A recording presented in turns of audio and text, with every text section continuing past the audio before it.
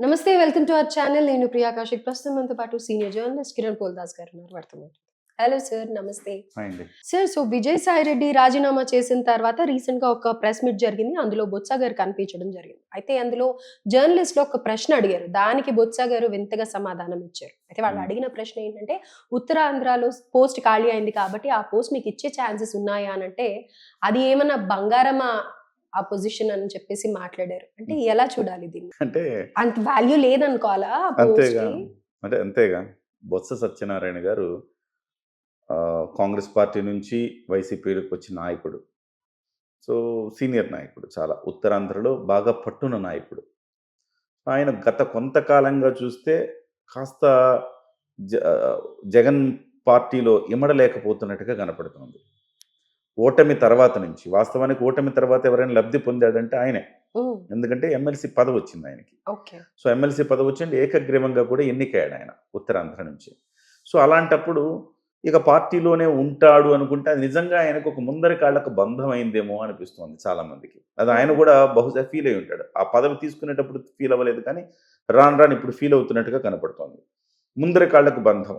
అదే ఆ ఎమ్మెల్సీ పదవే లేకపోయుంటే ఈ పాటికి ఆయన జనసేన పార్టీలో చేరేవాడే. అవునా? కానీ ఆ ఎమ్మెల్సీ పదవి తీసుకోవటం వల్ల అటు పార్టీలో ఉండలేక, బయటికి రాలేక సతమతమవుతున్నాడు. సార్, సత్యం జనసేనాని చాలా క్రిటిసైజ్ చేసిన వాళ్ళల్లో బొత్స కూడా వన్ ఆఫ్ ది మెంబరే కదా సార్! అంటే ఈ బ్యాచ్ ఎవరైతే పేర్ని నాని ఇలా వీళ్ళున్నారు కదా కొంతమంది హ్మ్. అంబటి. హ్మ్. సో, వీళ్ళ లిస్ట్‌లో రోజా వీళ్ళతో పాటు ఈయన కూడా చాలానే. లేదు. మీరు పొరపడ్డారు. అంటే వీళ్ళందరూ బూత్ బ్యాచ్.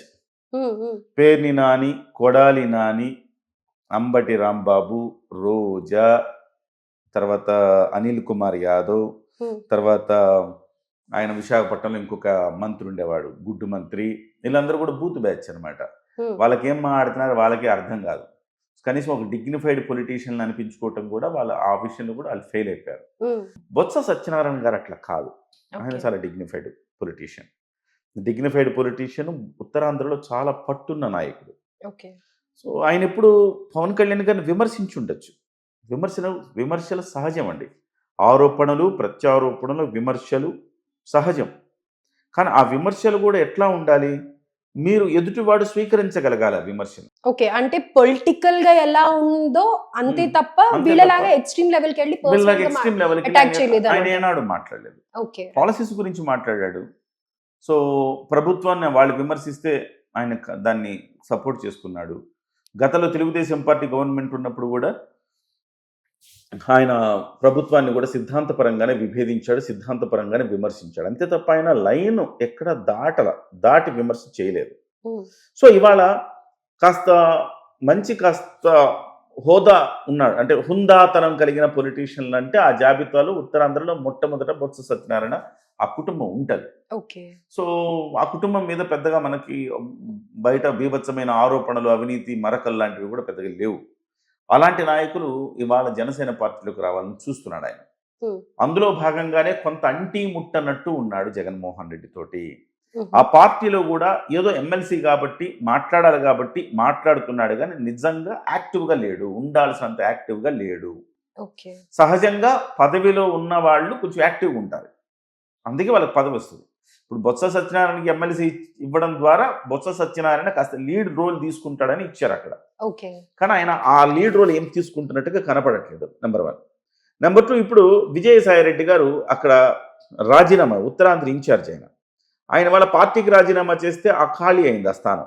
సో, వైసీపీ తరపున మీరు ఉత్తరాంధ్ర ఇన్‌చార్జ్ అవుతారంటే అది పెద్ద పదవి దానికి మళ్ళీ నేను అవ్వడమా అన్నట్టుగా ఆయన మాట్లాడాడు. సో, ఆయన పార్టీ మీద ఎంత అసంతృప్తిగా ఉన్నాడో మనకి ఈ డైలాగ్ ద్వారా అర్థమవుతోంది. ఓకే. మూడవది ఆయన నిజంగా బలమైన నాయకుడైనా గాని వైసీపీ వాళ్ళు ఆయన్ని ఏనాడు ఆయనకు ఆ రకమైన గౌరవ మర్యాద ఇవ్వలేదు వాళ్ళు. హుహు. ఎందుకంటే ఇక తప్పదు కాబట్టి మొన్న ఎమ్మెల్సీ చేశారు. కనీసం ఆయన్ని వాడుకుందామని ఎమ్మెల్సీ చేశారు. కానీ సహజంగా ఆయనకి ఇవ్వాల్సినంత ఇంపార్టెన్స్ ఇవ్వలేదు. ఆయన ఉత్తరాంధ్రకి ఆయన్ని ఇన్‌చార్జ్ చేయాలి లెక్క ప్రకారం. ఆయనకు పట్టున్న జిల్లాలవి. కానీ విజయసాయి రెడ్డిని చేశారక్కడ. ఓకే. సో, ఆయన ఇలాకాలోని ఇంకొకళ్ళు హవా నడిపిస్తా ఉన్నారు. చూస్తూ చేష్టలుడికి చూస్తుండిపోయాడు అంతే. ఆ తర్వాత కూడా అధికారం పోయిన తర్వాత కూడా విజయసాయిరెడ్డిని ఉత్తరాంధ్రకు ఉంచారు. ఈయన్ని ఉభయ గోదావరి జిల్లాలకు ఇన్‌చార్జిని చేశారు. ఓకే.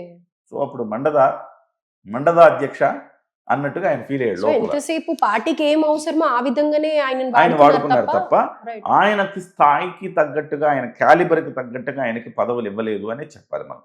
సో ఈ నేపథ్యంలో ఆయన పార్టీలో కొంచెం ఇమడలేక ఉక్కపోతగా ఉన్నాడు. ఏదో ఒక రోజు బయటకు వచ్చే అవకాశం ఉంది. వచ్చేటప్పుడు ఆ ఎమ్మెల్సీ పదవికి రాజీనామా చేసే బయటకు వచ్చే అవకాశం స్పష్టంగా కనపడుతుంది. దానికి ఊతమిస్తూ ఈ మధ్య కాలంలో అసెంబ్లీలో కూడా ఏం జరిగింది, సెక్రటేరియట్లో ఎస్పెషల్లీ పవన్ కళ్యాణ్ గారు వస్తుంటే ఈయన ఎక్కడో ఉంటే ఈయన ఆపి వైసీపీ నాయకులతో మాట్లాడుతుంటే ఒక నిమిషం ఆగండి అని చెప్పి నేరుగా పవన్ కళ్యాణ్ గారి దగ్గరికి వెళ్ళి ఆయనతో క్షేమ సమాచారాలు మాట్లాడుకుని ఒక హగ్గు తీసుకుని వచ్చాడు. ఇది కూడా వైరల్ అయింది. ఈ వార్తలు రావడానికి ప్రధానమైన రీజన్ అయింది. సో ఒకవైపు పవన్ కళ్యాణ్తో సత్సంబంధాలు కోరుకుంటూ మరోవైపు వైసీపీని క్రిటిసైజ్ చేస్తున్న క్రమంలో ఏం జరుగుద్ది, ఖచ్చితంగా బొత్స సత్యనారాయణ గారు కూడా ఎక్కడో తేడా కొడుతోంది.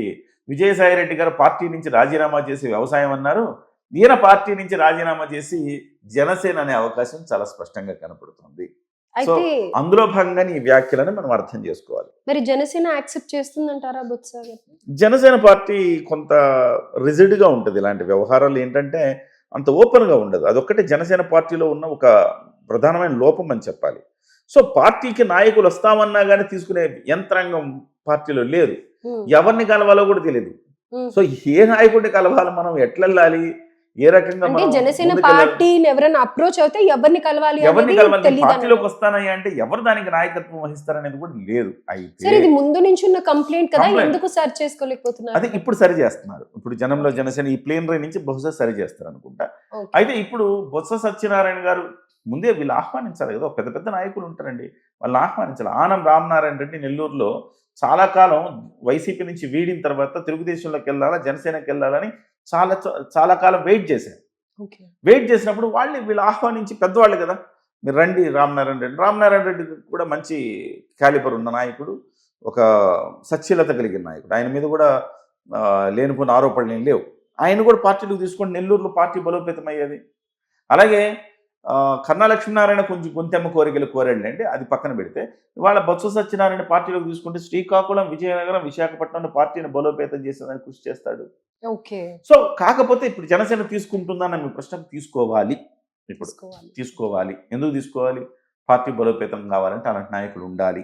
ఎక్స్పెక్ట్ చేయొచ్చా సార్ మరి ఇప్పుడు? డెఫినెట్గా ఎక్స్పెక్ట్ చేయొచ్చు. పవన్ కళ్యాణ్ గారు కూడా నాకు వదిలేసి ఆయన మీద మంచి ఒపీనియన్ ఉందని నేను అనుకుంటున్నా. డెఫినెట్గా ఆయన జనసేన పార్టీలోకి మార్గం సుగమం అయ్యే అవకాశాలే ఎక్కువ కనబడతాయి. సో నాదెండ్ల గారు మంత్రి పదవి నిర్వహించడంలో, ప్రభుత్వ కార్యక్రమాల్లో బిజీగా ఉన్నారు. ఇకపోతే నాగబాబు గారు ఇవాళ కొంత ఫ్రీగానే ఉన్నారు. పార్టీ కార్యక్రమాలు ఆయన లీడ్ తీసుకోవాల్సిన పరిస్థితి వాళ్ళు ఉంది కూడా.